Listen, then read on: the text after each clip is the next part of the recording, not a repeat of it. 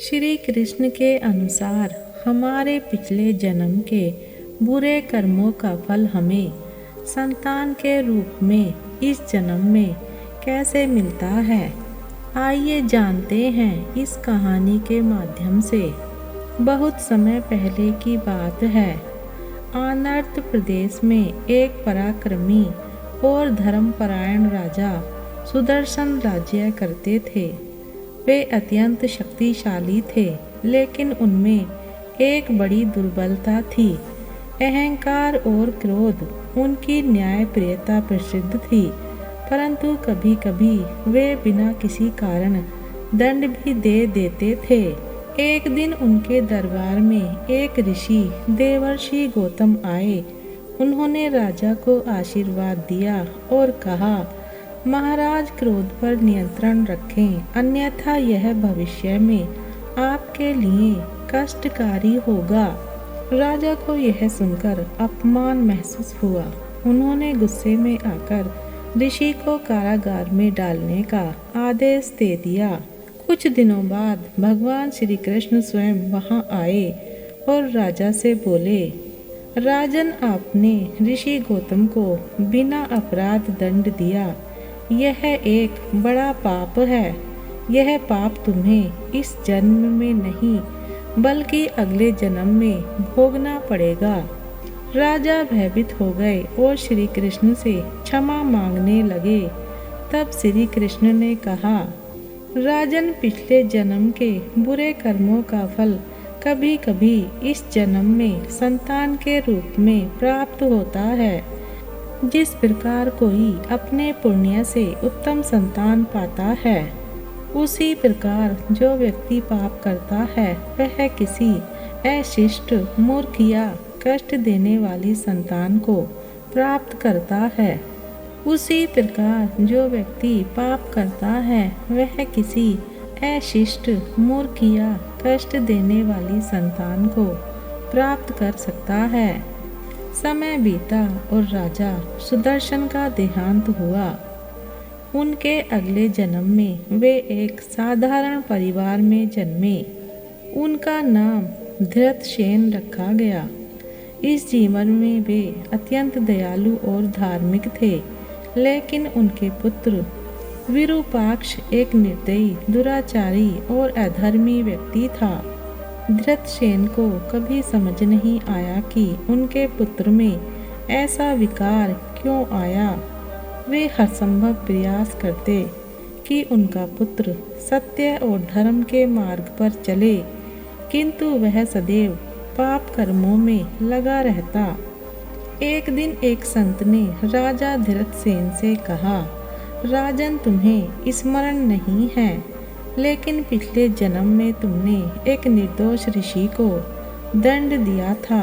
वही पाप इस जन्म में तुम्हारे पुत्र के रूप में तुम्हें भोगना पड़ रहा है। राजा को यह सुनकर स्मरण हुआ कि वे अपने पूर्व जन्म में राजा सुदर्शन थे। वे श्री कृष्ण के वचनों को याद करके अत्यंत दुखी हुए। श्री कृष्ण ने गीता में कहा है कि प्रत्येक व्यक्ति अपने कर्मों के अनुसार जन्म लेता है और अपने कर्मों के अनुसार ही उसका भाग्य बनता है। पिछले जन्म के बुरे कर्मों का प्रभाव 3 रूपों में मिलता है। पहला, शारीरिक दोष। यदि कोई व्यक्ति अपने पिछले जन्म में किसी को शारीरिक कष्ट पहुंचाता है तो उसे अगले जन्म में विकलांग संतान प्राप्त हो सकती है। दूसरा, मूर्ख संतान। यदि कोई व्यक्ति अज्ञानता और अधर्म में लिप्त रहता है तो उसे अगले जन्म में मूर्ख संतान मिलती है। तीसरी, दुष्ट संतान। यदि कोई व्यक्ति निर्दोषों पर अत्याचार करता है तो उसे अपने ही घर में एक अत्याचारी संतान मिल सकती है जो जीवन भर कष्ट देती है। राजा धृतसेन ने संत से पूछा, हे महात्मन, क्या इस पाप से मुक्ति पाई जा सकती है? संत ने उत्तर दिया, हाँ, यदि कोई व्यक्ति अपने जीवन में घोर तपस्या करे, दान करे और अपने पुत्र को सन्मार्ग पर चलने के लिए अथक प्रयास करे तो वह इस कर्म का कुछ भार कम कर सकता है। राजा धृतसेन ने भगवान श्री कृष्ण का ध्यान किया और कहा, हे प्रभु, मैं अपने बुरे कर्मों का प्रायश्चित करना चाहता हूँ, कृपया मुझे मार्ग दिखाइए।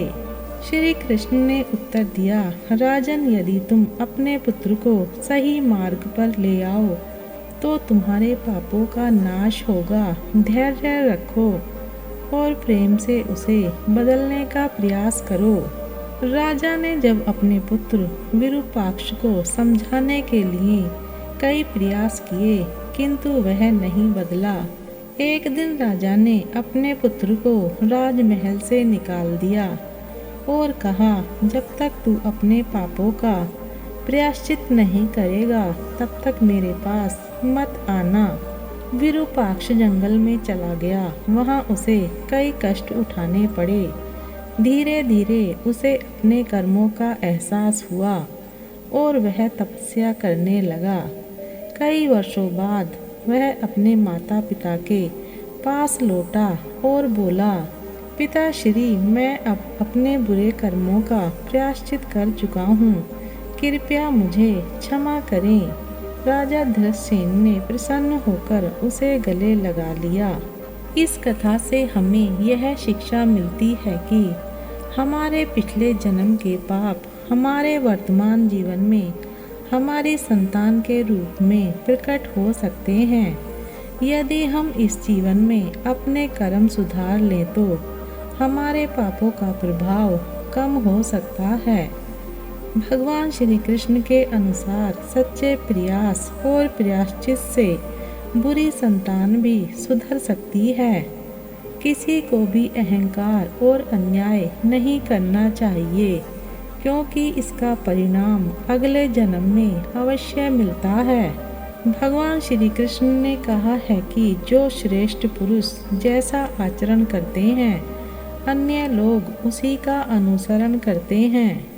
यदि माता पिता अपने जीवन में धर्म का पालन करें तो उनकी संतान भी उत्तम गुणों वाली होगी और यदि कोई अपने कर्मों में पाप करता है तो उसे दुष्ट संतान के रूप में उसका फल भोगना पड़ेगा।